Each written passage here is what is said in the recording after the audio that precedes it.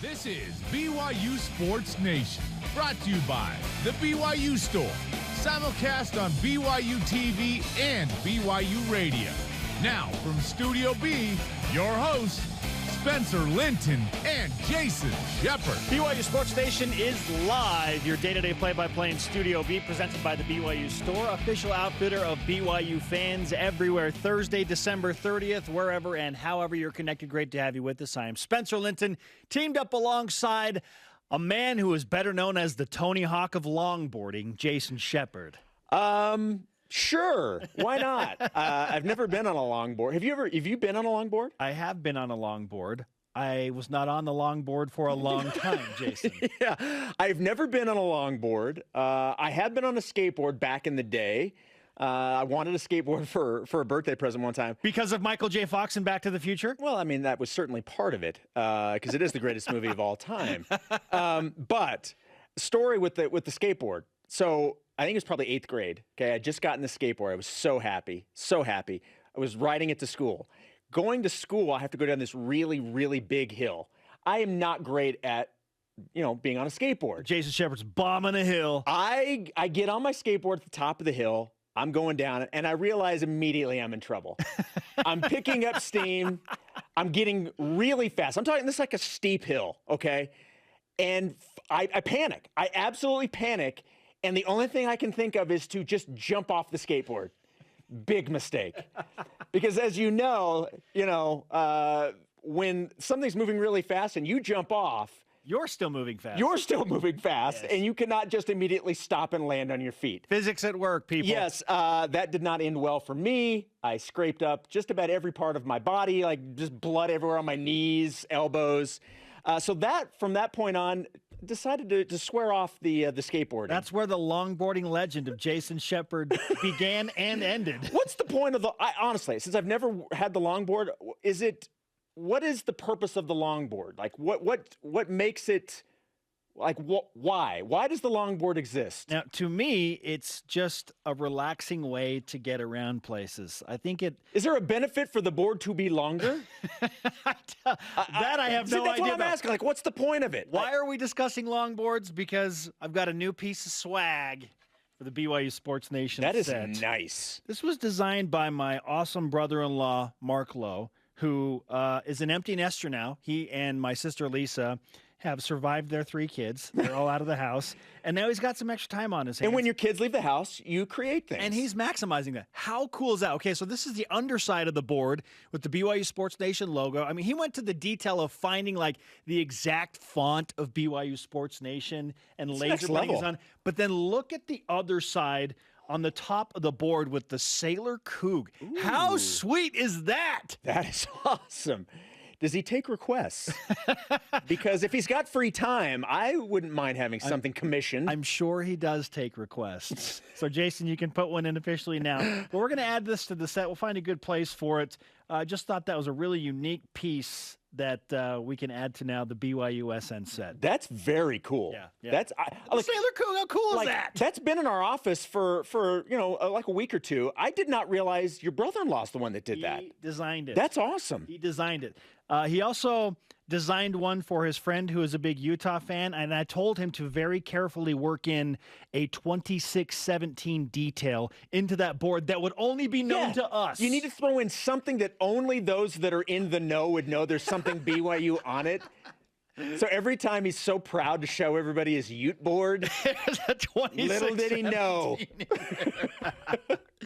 Yeah, it was.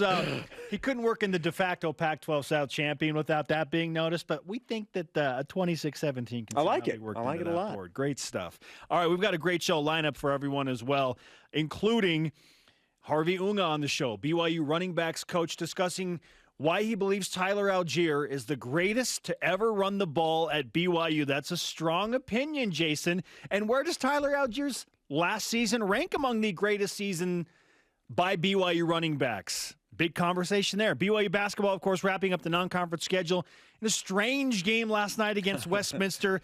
Now they've got a full week off before their conference opener. Is that just what the doctor ordered? Emphasis on doctor. Bring on today's BYU Sports Nation headlines.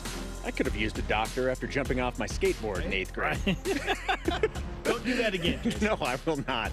Men's basketball beat Westminster 65-53 to wrap up non-conference play. Gideon George led the Cougars with a season-high 17 points and a career-high 5 three-pointers made. Hunter Erickson also saw some extra minutes last night, and it paid off big with a career-high 10 points. BYU now sits at 12-3 heading into West Coast Conference play whenever that begins. Right. And head coach Mark Pope says he's proud of his team and the way that they played during the non-con. Close the book on the non-conference schedule. Unbelievably proud, so proud of what these guys have accomplished, sitting at 12-3 with one of the hardest schedules in the entire country for a number of different reasons. And so I couldn't be more excited about where we are, and now it's time to go to work. Well, he's mentioned one of the toughest schedules in the country. BYU 6-1 against NCAA tournament teams from a season ago. I know not all of those teams are going to make the tournament this year, but still, BYU's played the most combined quad 1 and quad 2 games to this point in the season of any team in the country. 12-3. That is impressive.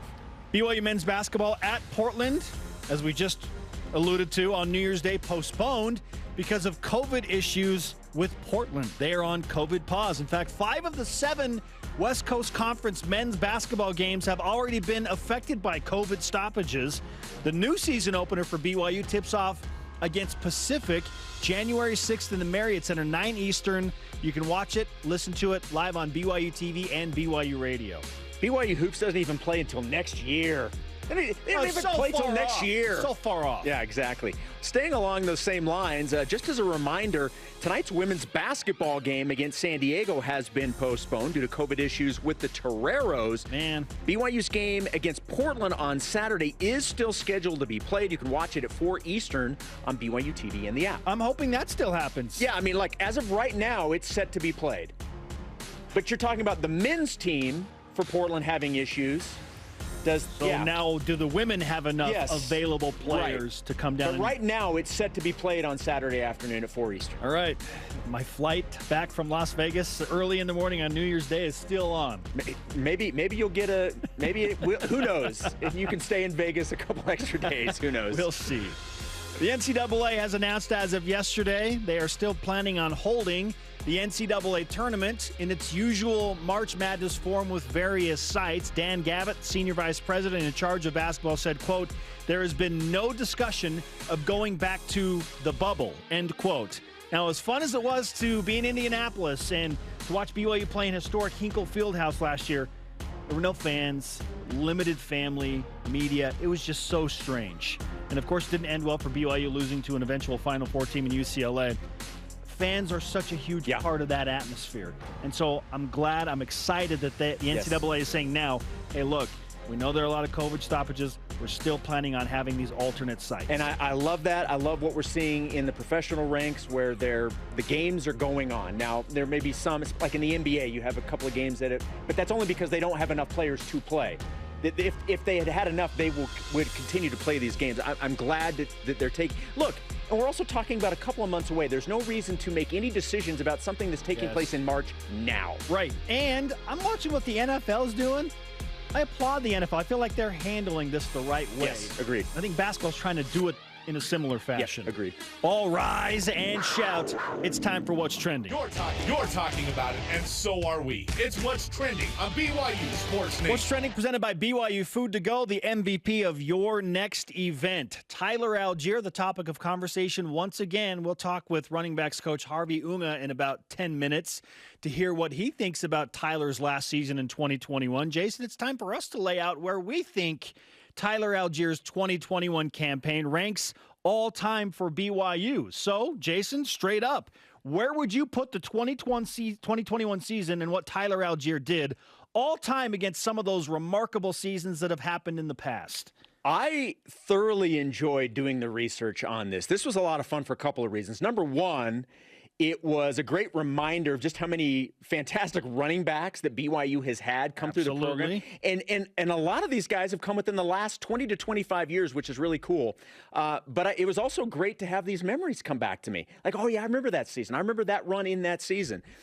For me, Tyler Algier's season, and let's just refresh, 2021, 1,601 yards, 23 touchdowns. Amazing. 5.8 yards per carry, so almost 6 yards per carry. I have it as the number 2 season in BYU history from a running back. You have chosen wisely, Yes, Jason. I have it number 2. Number 1 is Luke Staley. And it's Luke Staley's 2001 season where he had 1,582 yards. And I understand it may sound a little weird because we're saying that in the season in which Tyler Algier passed Luke Staley for the most yards in a season, that he doesn't get the number 1 spot. I'm still going with Luke Staley, and for a couple of reasons. He had one more touchdown, and that's not so much the reason. He had 24 touchdowns versus what Tyler had this year at 23. The biggest reason I'm giving it to Luke Staley, 8 yards per carry. He did it in 11 games, Jason. 8. We're talking about every time you gave the ball to Luke Staley, he basically got a first down. Every time you handed him the ball. Not throwing him the ball. No. Handing him the ball. So for me, Luke Staley's 2001 season is still the greatest year we have ever seen out of a running back. But a very close second was what we saw from Tyler Algier, which is absolutely remarkable. If you're kind of curious where some of the other seasons went, I had Jamal Williams' 2016 season at number 3. I had Pete Van Valkenburg back in 1972. I had him number 4. Harvey Unga's 2007 season at number 5. And then Curtis Brown in 2005, I had him as the 6th best season for a running back at BYU. So that's kind of how this was a lot of fun to do. Yes, this is a different conversation than, say, okay, where do you rank Tyler Algier among the greatest running backs overall at BYU? We're just looking at individual seasons. I agree with you. Number 2, behind only Luke Staley, who won the Doak Walker Award as the best running back in the entire country that season.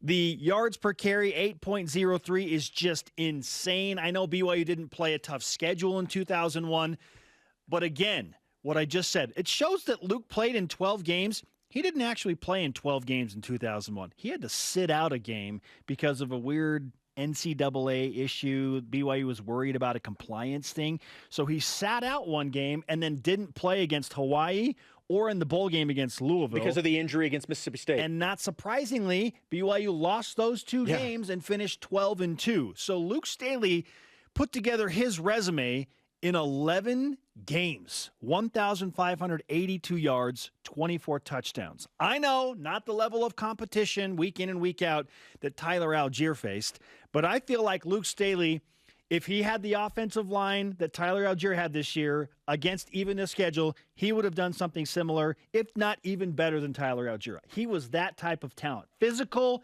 speedy. They're similar in that regard, right? Very much so. Very much so. So I still think Luke had the best season. Doak Walker Award only punctuates that. Tyler Algier, number 2. And that's not to take anything away from what Psycho T did. Yeah. It is psycho what he did against 7 Power 5 teams. And he almost carried the entire walking wounded BYU team with so many starters out in that bowl game to a victory by himself. Well, and it was the consistency, not just the consistency in terms of the production, but the consistency that game in and game out, he was there. That's especially in this era that we're playing in, and I'm talking about the last 2 years with COVID, the fact that he was there and was available to play. Look, and I've talked about his breakaway speed. That's the thing. And I think that's the thing that he and Luke Staley both had. At their size, their speed was absolutely insane. Tyler Algier will shock a lot of people when he is laser timed on his NFL draft day because he did it in the spring twice. He was clocked at sub 4.4, 4.3940 laser timed. He's going to do it again. He will shock, with his size, the NFL scouts of how much speed he has with that frame. At what point do you think that Tyler Algier would break away from you if you both started at the same time? 3 yards in? Oh, man. But would you still be wearing the maroon shorts? Because that plays a role in it. I learned I would actually wear something that, was aerodynamic and have like and spikes blue? And be indoor. And blue? Not outside running into a headwind. Holy cow. So many excuses. Hey, don't 516 unofficial, Jason. Okay, settle Laser down. timed? That's not important. Our question of the day, where does Tyler Allgeier's 2021 season rank all-time for BYU running backs?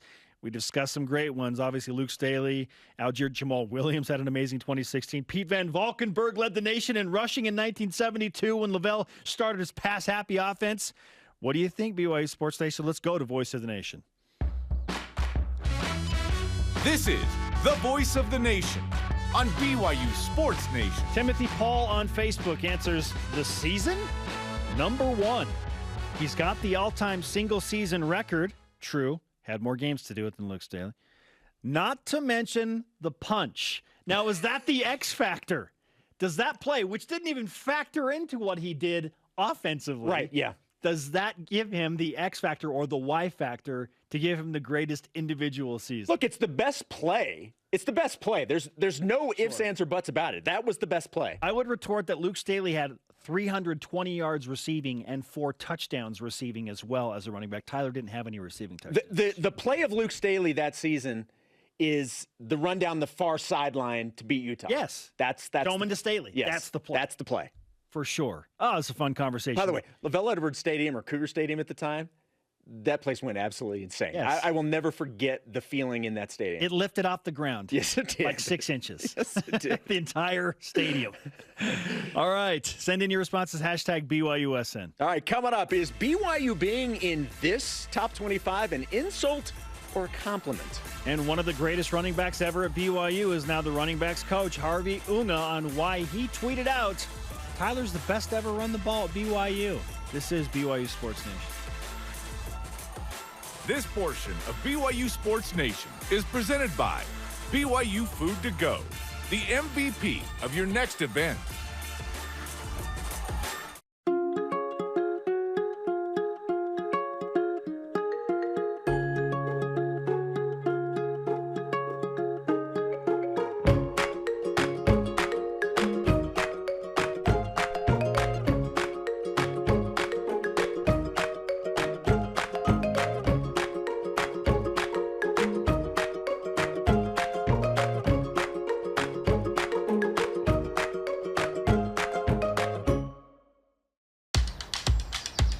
This is where we dominate. Our playground, place of business. This is our promised land, where we seek to find ourselves. And we're here to make sure the spaces our best prove themselves on appear how they should.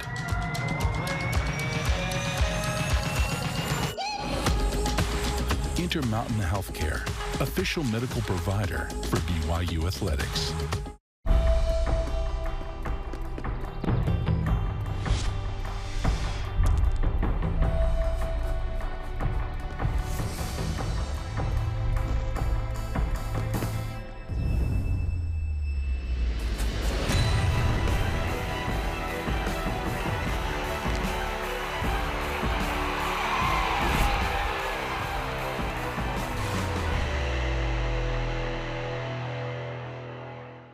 We thank you for the newest addition to our family. Where are you, Mom? I won't be here long, and I'll do whatever I can to find you and we can be a family. If she knowed what a girl she has, she'd be here in a minute. You're not losing a family, you're getting another one. You're a part of me. Nobody can ever take that away from us.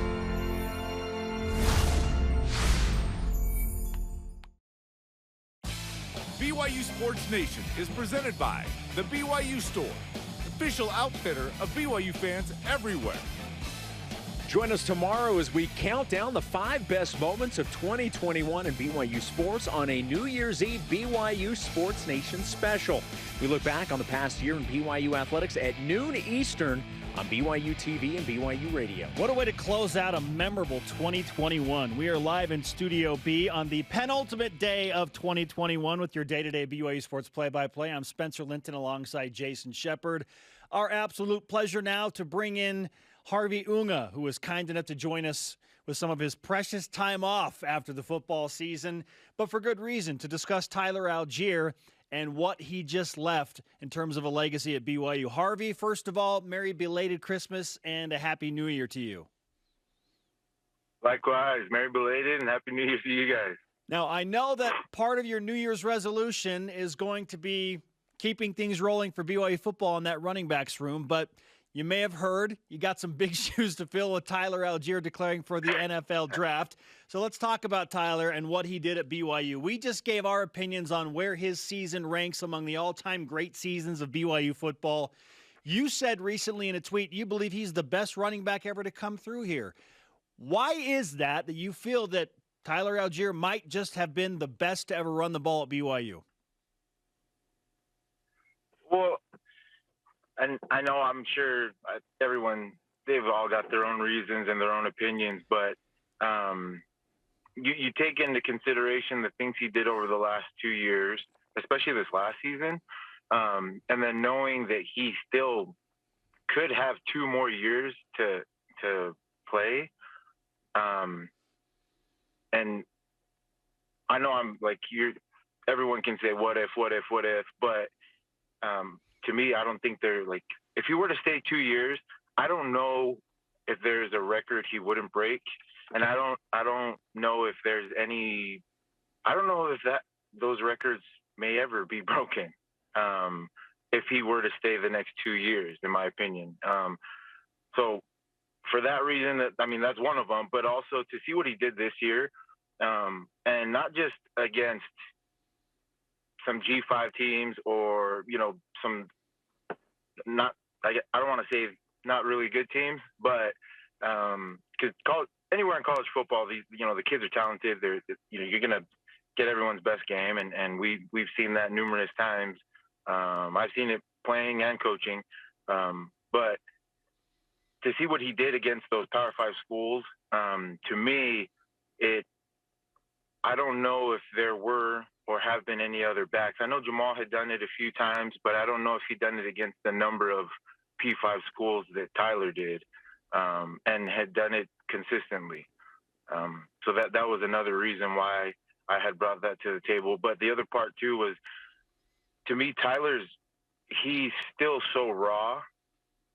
Just coaching him, that had he stayed next season, I feel like there was still things for him to learn and for him that he could improve on, both running wise and in the pass game. So those are a few reasons why I feel like Tyler would be the best, or is the best back to come through the school. Well, and I want to go back to something that you just talked about. You had mentioned, the teams that BYU faced this year. And I think we saw this last year with Zach Wilson, where people wanted to discount what he did and the numbers he put up because of the competition. And last year with what Tyler did in a great year, to a certain extent, they wanted to do the same thing. How satisfying was it for you? Because you see these guys every day and you know how much work goes into it. How satisfying was it for him to be able to have this season, like you said, against arguably BYU's toughest schedule ever, so that nobody can take away just how good he was? Yeah, for that reason, I can't even express how thankful and how grateful and how satisfying it was for him to go out there and prove it week in, week out. He's and like you said, people can say whatever they want to say about last season, and it is what it is. But for him to follow up and not just do well, but supersede what I think anybody's expectations were from last season, that was so just gratifying, and I'm just more grateful than anything. Harvey, you mentioned that Tyler is still in some ways raw. And that's crazy because he was so good, but yet you feel like he can improve in some categories, and certainly the NFL will help him do that in a hurry. As it stands right now, with Tyler's current skill set and where he can still improve, where does he fit in the NFL draft, in your opinion? So it's kind of tough. That's a tough question, just because this draft is a little tricky just because of how really saturated it is due to COVID. You've got the seniors, I guess the normal seniors from this year, but also the super seniors from last year that are in this draft. So It's a little tricky. If it were, I guess, any other normal draft, to me, and that's hard for that's hard for me to answer because I'm biased, but like knowing what I know and the potential that he has, and he had mentioned it too, that the best of his football career is yet to come. I see him. I would take him as a late day one, early day two guy if I'm a team, to be honest. I realize, Harvey, that you're certainly not there to make decisions for guys. You're there to give them information and let them do what's best for them. But in a situation like this where a guy is considering, well, should I go pro? Should I come back? What role do you take in helping them make that decision? So that's funny you asked.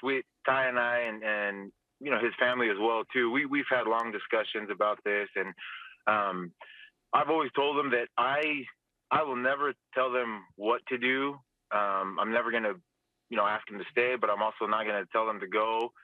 Just because I don't feel like it's my place to do that. More than anything, I pretty much just give them the facts, the things that I know, the things that I've experienced, and then kind of gave it on both sides, both the NFL perspective and then both staying in college and everything like that. So really that was all I did for Ty and his family, was kind of gave them both sides of the spectrum, the realities of the NFL, and then, where things could happen, where things couldn't happen, if he were to stay, how things could happen, how things couldn't happen. But I'll never, like I said, I'll never tell them what to do or make that decision for them. That's totally on them and their family, and I'll always support them no matter what. And they know that.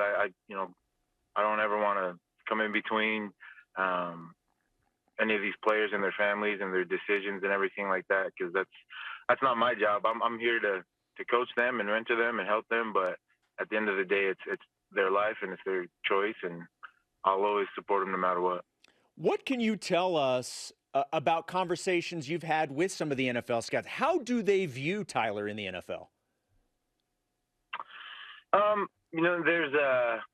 It's a broad spectrum, to be honest. Like, it all depends on the team, with their running back depth.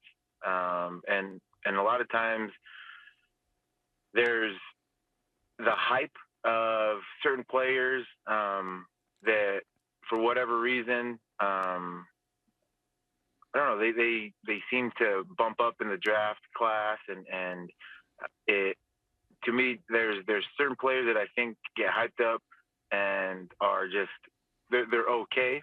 But then there's other players, for instance, like Tyler, who may not get all the hype and stuff from ESPN or whoever it is, but to me, deserve that hype and deserve, the praise and the credit. And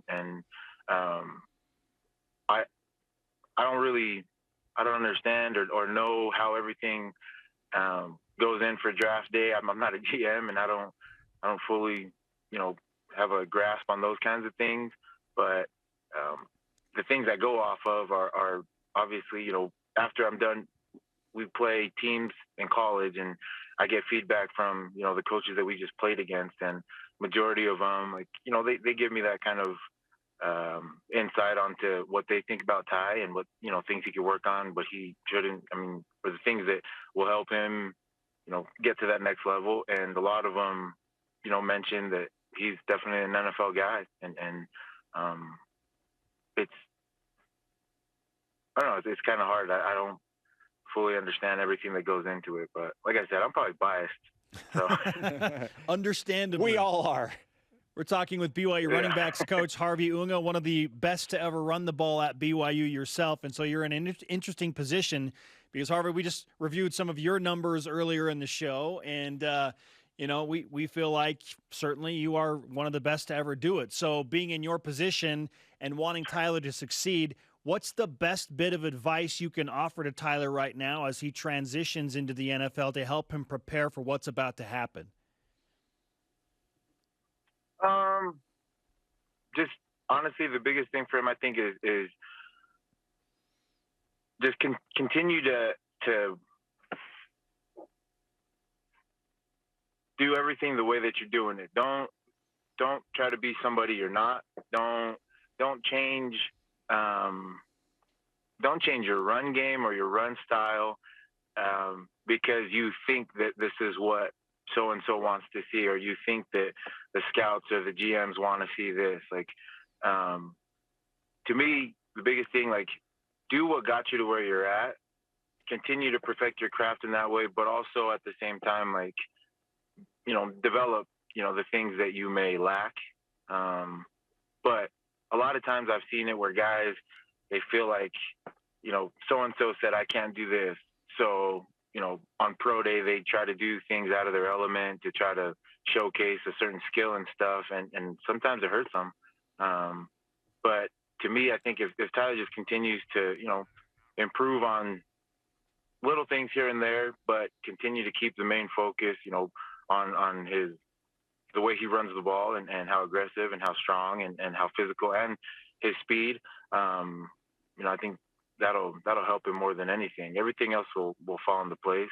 And the other part, I don't want him to go into this thing shell-shocked when he's there, because he belongs there. And I've seen that in numerous times, and I'm guilty of it too. I had gone when I went to Chicago, first guy I met over there was Brian Urlacher. And to me, I'm like, I walked through the weight room and he actually called out to me and he yelled my name, Harvey, when I was walking through. My head, I'm like, he's not calling me. There's no way. So I just keep walking and he keeps yelling at me. He's like, Harvey. And so I'm like, oh, he is. So I look back and I'm kind of shell shocked and everything. But that kind of stuff, it was cool because he came and, he welcomed me and everything like that. And a part of me, I was still like fanboying him and looking like, holy cow, man, this guy said what's up to me. But in reality, like, that's my teammate. And I should have, like I said, I was more of like a little kid just walking around just in awe of everything. But I don't want him to go into the league and feel that way. Like, I want him to go in there and make sure, he knows he belongs there and that, he's there to, prove himself and continue to just, kind of start where he left off from over here. All right, Harvey, let's finish with this. Now the question of questions is, how do you fill the void that Tyler Algier leaves in the running backs room? You've got some guys for sure. Miles Davis is a guy that you and the coaches are high on but got nicked up in fall camp. Jackson McChesney, Hinckley Ropati. You get Lopini Katoa back for some of that senior leadership. So who's the guy that's going to step in and fill those shoes for Tyler Algier? I'll fill the void the same way I filled it the first time. I've told all the boys, like, this is nobody's position, for now. Like, it's anyone. Anyone can win the position. And they know that. They know how we work in our room, and nothing's ever given to anybody. I've told Beanie that. I've told McChesney that. I've told all of them that. They all know. And, I'm grateful for every single one of these guys in my room because they know it. They've all adjusted and they said, yeah, we're not looking for anything, coach. We'll earn it the same way that we've always done it. So same way we did with Tyler and Beanie and when I first got into this position, I'm not giving it to anybody until they prove themselves and they earn it. Obviously, Beanie's got the experience and whatnot, but even he knows, I've told him numerous times, like, there's going to be guys in the room that step their game up and that are going to push him to his limits. And I expect that of all of them. I want them all to do that, especially, like you said, with Miles Davis, Mason Fakahua, like, there's a bunch of young guys that are hungry and I'm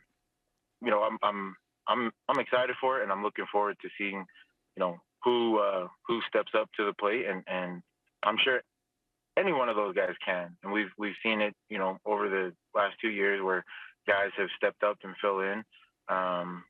So I'm expecting any one of these guys to, fill those shoes, and they all know that they're capable of it, and they all know that they can. And I got to do my job and coach them up and get them ready.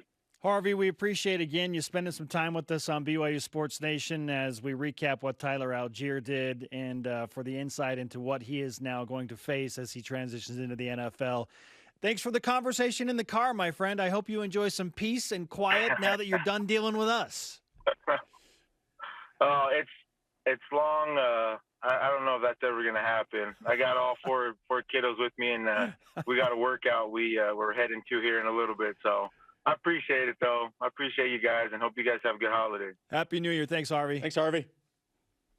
Happy New Year, guys. Harvey Unga on BYU Sports Nation. He's the best. Like, when you've got all 4 kids by yourself, you need to go to the garage and the car so you can have, like, a quiet environment to do an interview. Some quiet time. Absolutely. Not bad when you have one of BYU's greatest running backs coaching your running backs. Love it. Absolutely great. All right, coming up, what are your expectations for BYU hoops now that the non-conference schedule is complete?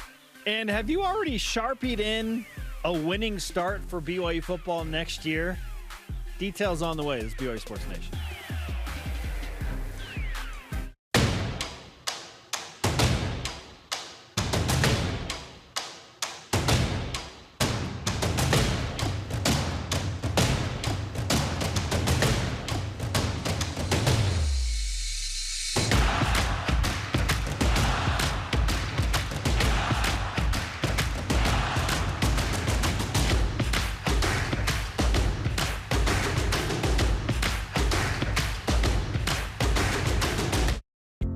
Trio Orem Senior Living believes in empowering seniors to live life to the fullest. We help eliminate stress out of daily life when you live at Trio. Less time focusing on housework means you can socialize at one of our many events, with safety in mind, of course. And did we mention our spacious apartments with modern amenities? Learn more about setting up a private tour at trioorem.com. Hi, Spencer Linton here, letting you know when your company joins the BYU team as a corporate partner, your brand can be featured in sports programming on BYU TV and BYU Radio. In addition to all of the great games, you can be part of the BYU coaches shows, place your message in Countdown to Kickoff, basketball pre- and post-game shows, and each weekday on BYU Sports Nation. We invite your team to join ours and become a corporate sponsor of BYU Athletics. For details, email sponsorship@byu.edu today. Familiar with the BYU TV app? Yes. I beg your pardon? Sure, it's got great original TV shows. But it also gives you access to family films for free. Wow. Awesome! So gather around, grab some popcorn, and let us do the rest. It'll be fun. Watch some of your favorite films anytime, anywhere. With the free BYU TV app. I like it. BYU Sports Nation is brought to you by Maersk, enabling global trade for a growing world. Listen to BYU Sports Nation on demand by downloading the podcast. All you need to do is Google BYU Sports Nation podcast. Don't forget while you're there to subscribe, rate, and review. He is Jason, I'm Spencer, and this is BYU Sports Nation. To interact with the show and get content throughout the day, follow us on all of the major social media platforms, including Facebook, Twitter, Instagram, YouTube, and TikTok. Let's whip it! Cougar Whip Around, presented by Maersk, your integrated container logistics company enabling global trade for a growing world. Jason, start us up. Spencer, after last night's victory for BYU basketball, Gideon George made a prediction about next week's practices. I feel like we're going to run a lot. Running a lot. One, I love his laugh. Yes, he's got a great laugh. How much running do you think BYU Hoops is going to be doing in the next week? I agree with Gideon. A lot. You know, no game on Saturday. Yeah. They looked a little out of sorts last night. Some holiday hangover from Hawaii, the holiday Hawaii hangover, which is understandable. You're down Spencer Johnson. Seneca Knight? Seneca Knight as well. Also, you still don't have Gavin Baxter, Richard Harward. Like, you're just trying to piece together something. It's tough. It's tough to do that, to be mentally engaged and energized. But a lot of running will bring them back to reality in a hurry. So I expect, I don't know how to quantify it. Yeah, ramp up the cardio. a straight hour of just suicides is what we called them in high school, running back and forth, up and down the line, touching every line on the court. Maybe you go up and down the stairs at the Marriott Center. We're going to run a lot. Yeah. Yes, Jason. Yeah, don't run a lot.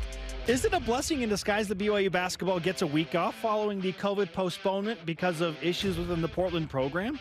I'm going to say yes. And look, you may say that it's just looking for the bright spot or the silver lining, but yeah, certainly you would want to play the games that are scheduled to be played when they're scheduled to be played. But yeah, I think it is because of a lot of what you said. BYU had the games they played, it was a grind. Getting a couple extra days to rest and go through some practices, that may not be the worst thing in the world. Or getting a couple of extra days to run some more. So maybe it's not a blessing in disguise for the actual team. But in all reality, I think it will be. Yeah. I think BYU needs the time to kind of collect themselves, get right mentally, try and figure out some things because they're still trying to figure out what works. And they're starting conference play. It's huge. All right, your boy, Big Game Boomer, he's back. He has BYU as the 25th most hated team in college football right now. Compliment? Question mark? So I'm going to guess that number 25 ranking is based solely on what happens about 45 minutes north of Provo within the state of Utah and maybe a little bit of San Diego. Okay, I'm trying to think of like the fan bases that can't stand BYU. Well, it's San Diego State, but Wyoming, the internet Utah connection's State. Probably not great for them to vote. Yeah, San Diego State, Wyoming, Utah State, and Utah. Like what other fan base like can't stand me? Coastal Carolina? I know Coastal hates BYU. Number 25. Well, I know at least one of their players didn't like BYU very much. Listen, they want to be BYU. Look, yeah, I'll take that. I'm going to take it as a compliment. No. Look, if you're not on this, you're probably not relevant. You're Boston College number 2. Number 1 is UCLA, which is just fantastic. Yeah, that's got to be because I don't know how they're the number 1 most hated team because they're not relevant. Yeah, I don't know. Not relevant in college football. BYU opens the 2022 football season at USF in Tampa, Jason. I'm projecting a win in Florida. Agreed. But what about the big road trip to Eugene on September 17th in week 3, which brings us to our stat of the day. It's the BYU Sports Nation stat of the day. The Oregon football program was minus 65 points in their last 4 games. Minus 65? What has happened to the Ducks? So Oregon gets boat raced in 3 of the final 4. Jason, at this point, are you even worried about BYU's game at Oregon next season? Look, this team just stopped playing football this year. All I needed was 1 win. That's all I needed from Oregon was 1 win against Utah. It couldn't do that. But look, here's the thing. This is a new coaching staff, a new regime. I do not expect the same results next year. This is still a team that we know has a lot of talent on it. This is somebody. I'm not overlooking the Oregon Ducks. No, I am not. I'm still worried about the game at Oregon. Yes. Playing at Autzen Stadium, they're still the class of the Pac-12. Whether they deserve that title or not, that's a discussion for another day. But they're still the premier team in the Pac-12 right now. Yes. That's how people feel. All right, last one. Who are you cheering for in the Rose Bowl? Can no team be the answer? You have to select somebody. I don't even know how to answer this question. You don't? I do love Britton Covey. I love Britton Covey. I think Britton Covey is an elite human being. And so I'm hoping Britton Covey has a great game for Utah. As far as the result of the game goes, you're not rivals if you don't root for the team to beat your rival. So naturally, I'm rooting for Ohio State to win the game, but I do love Britton Covey. I love him. I think he's great. This is very easy for me. I cannot stand Ohio State. Can't stand them. Cannot stand them. Go Buckeyes. It's tough. Long live the rivalry. All right, Jason, a shout out to an elite member of BYU Sports Nation, Mary Krantz, who tweeted the following kindly in my defense. Spencer, don't let Jason give you a hard time about a 5.16 unofficial 40-yard dash time. For someone who is not an elite athlete, thank you, Mary. I know I'm not. That translates to about a 12 or 13-second 100-yard dash. The world record's 9.8. I'd like to see you, Jason, run against, or you and Spencer run against each other. How fast is Chef? By the way, are you related to Mary? No. I mean, she's. I met her before the Miami Beach Bowl. I wouldn't mind a little race. I wouldn't mind. As long as we have the paramedics nearby with plenty of oxygen, I think we'll be just fine. Do you accept the challenge? Let's go. Let's do it. On pro day? Let's go. Laser timed, of course, because we do it right. Okay. All right. I'm in pain already thinking about what could potentially happen there. I think I'm going to have an asthma attack. All right, coming up. Yard 62. Do we need to stay after the show and work on our double down picks? Yes. I believe the results say yes. Jason's going to call a timeout at yard 60. Timeout! Timeout. Hammy. Stop right where you are. Then we'll pick it up. We'll resume here. Have our expectations for BYU basketball changed as the Cougars approach conference play? Injuries, adversity, COVID. How will it impact everything? This is BYU Sports Nation.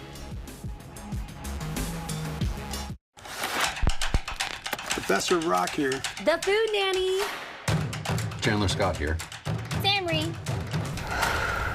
Hey, everyone. Hello. I just want to tell you about this amazing, excellent, cool account called My Style. My Style checking. I'm talking travel points, Gift card. Concert tickets. All just for using my account. That's My Style. So check it out. Give it a shot. Open your My Style checking account today. On the basic level, we offer transportation. We carry 4 wheels, tailgates, and a place to rest your rump. Beyond that, we provide adventures, opportunities, and jobs well done. So perhaps our favorite offering is our full line of trucks, including the new Nissan Titan. Right off I-15, Tim Daly Nissan Southtown and the popular full-size Nissan Titan. Think Nissan. Think Tim Daly. If I got hurt and was laid up at home, I wouldn't even think to call a lawyer. What a hassle. I'd want to meet them first. What if I told you that for your first consultation, your lawyer will come to you, home or hospital? Really? Really. They do that? If you've been injured, we'll come to you. It's your job to get better.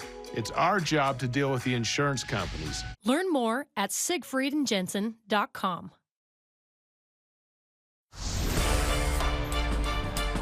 The board wants a men's golf team. Congratulations, you made the team. My name is Katana Starks. I'm the coach. Last place in a field of 30 teams. You bring in these players from all over the world and they play like that. We are all of us, including me, somebody else's table scraps. But I don't say that because I don't focus on the past. I focus on potential.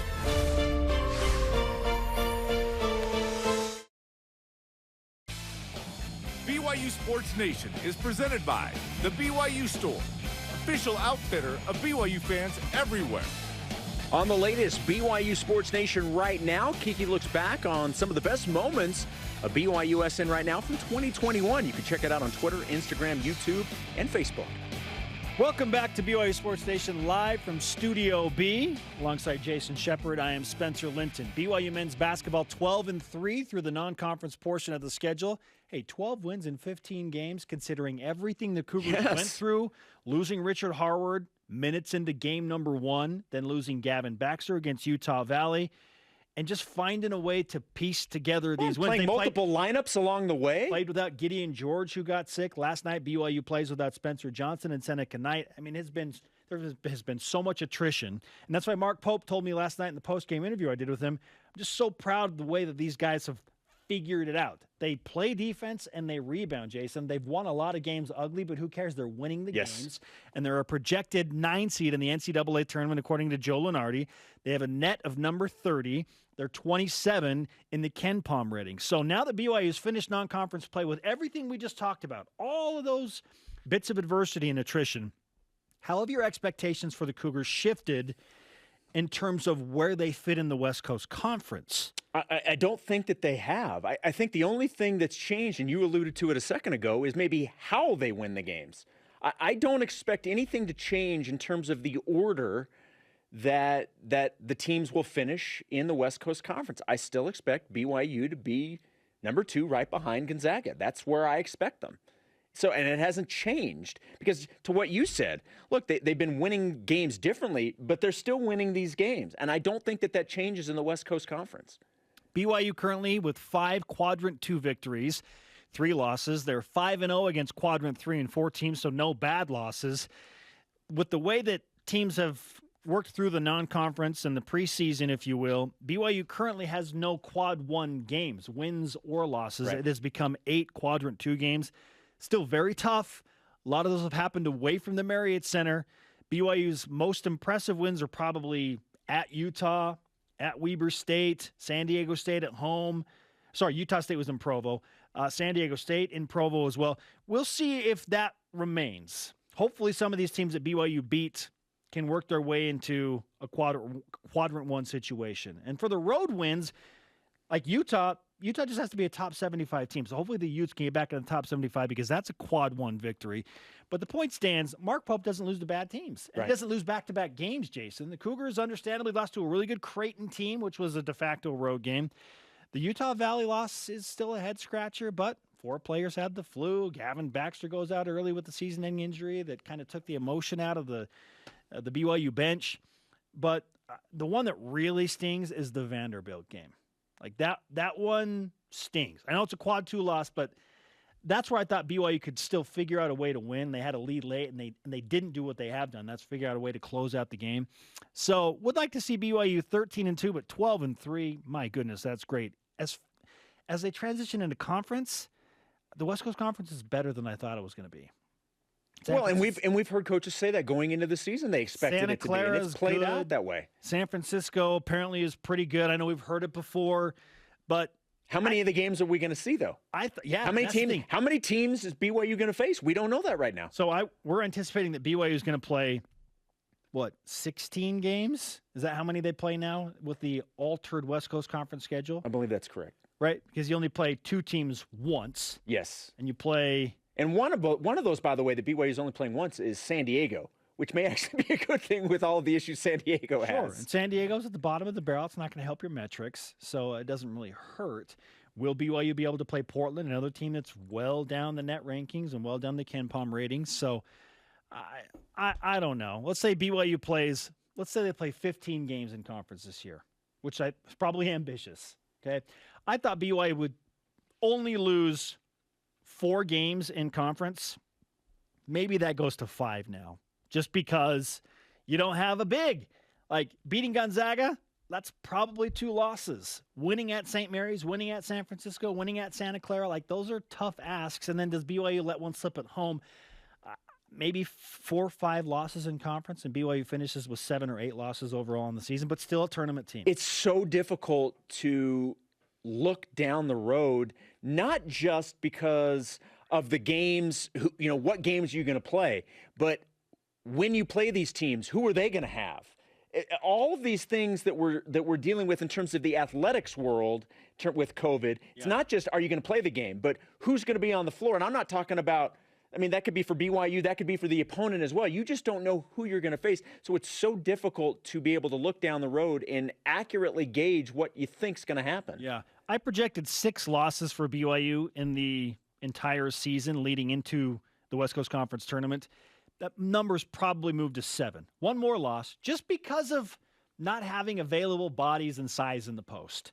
But still, it's a great team. It's a really good team. It's a solid unit that Mark Pope has, and they figured out a way to win. And they're finding different ways to win games, and that's the ultimate end goal is to win games. Who cares? And they're Who cares doing how it. you win? Just win it. They're winning them. All right, coming up, a rise and shout out to a great 2021. And again, we are told that we are contractually obligated to recap probably our worst combined effort in Double Down picks to date.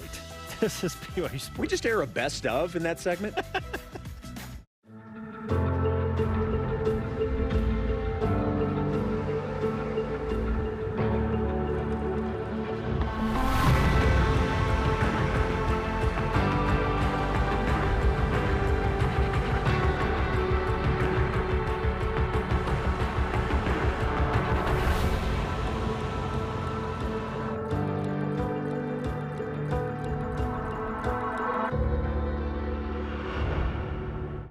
Welcome to a partnership where customer experience comes first.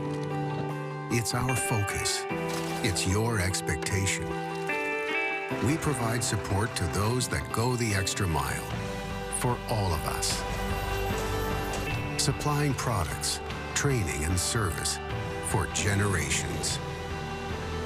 Learn more at BradyIndustries.com.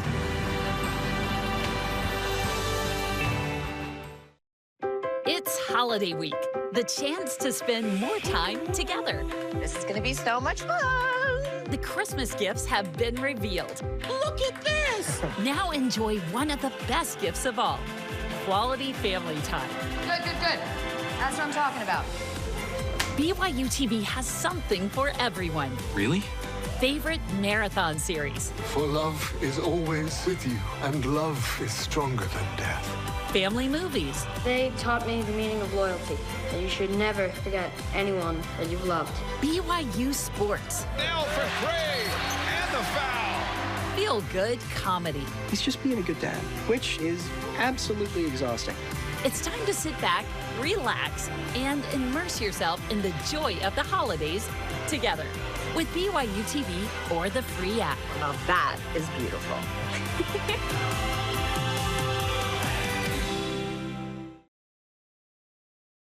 This portion of BYU Sports Nation is presented by Mountain America, the official credit union of BYU Athletics. BYU Sports Nation always available on demand via the BYU TV and BYU Radio apps. Or download the podcast. Google BYU Sports Nation podcast. Subscribe, rate, and review while you're there. It is time for our contractually obligated recap of the double down picks for BYU's game last night against Westminster. We each give 2 picks about the game. Each one we get correct is worth 1 point. Not that matters today. If you get both correct, get a bonus point for a total of 3 points per person. Okay, now for our picks. Jason, lead us off. All right, here are Jerem's picks. He said Spencer Johnson will make multiple threes. That was impossible because he did not play. Hunter Erickson, Trey Stewart, Nate Hansen, and Casey Brown will combine for 6+ points tonight. Jerem got a point for this one because Hunter Erickson himself had a career-high 10. Yeah, so while he got burned with Spencer Johnson not playing, it was to Hunter Erickson's advantage. Yeah, so he did get 1 point. Number 1 for me. BYU score 100+ for the first time this season. Yikes. That didn't happen. Missed it by what, like 35 or something? Number 2. BYU shoot better than 75% from the free throw line. No, they did not do that either, Jason, so I'm 0 for 2. What about you? All right, mine, Caleb Lowen will make at least 2 threes. No, he did not hit any threes. No point for me. And Seneca Knight will lead all bench scores. He did not. He did not play. Jerem's got 24 points. I've got 12 on the season. Dave and Jason at 5. Our question of the day, where does Tyler Algier's 2021 season rank all time for BYU running backs? Our elite voice of the day presented by Sundance Mountain Resort. Dennis Barnett on Instagram says, the silent assassin with a passion. True blue to the core. When Harvey Unga says you're the best, that is high praise. Without question. Maybe number 1. Today's Rise and Shoutouts presented by Mountain America, the official credit union of BYU Athletics. How about BYU Athletics in general for a fantastic 2021? Totally deserved. Our thanks to today's guest, Harvey Unga. A conversation in the car. That's right. Conversation continues 24/7 on Twitter, Instagram, and Facebook. For Jason, I'm Spencer. Shout out to Fui Vakapuna. We'll see you tomorrow for the top 5 moments of 2021. Go Cougs.